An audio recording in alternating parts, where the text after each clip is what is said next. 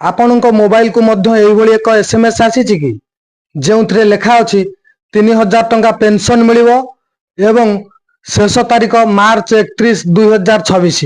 अनेक लोक भावुचंते यह कौनसी एक फ्रॉड एसएमएस किंबा सरकार तरफ किछि नुआ योजना। जदि आपण जने श्रमिक किंबा आपणको पाखरे ई श्रम कार्ड अछि तेबे यही भिडियोटी आपणको पई।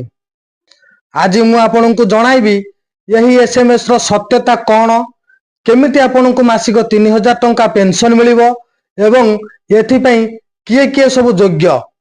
प्रथमे जानि रखंतु यही एसएमएस कौनसी फ्रॉड एसएमएस नुहे।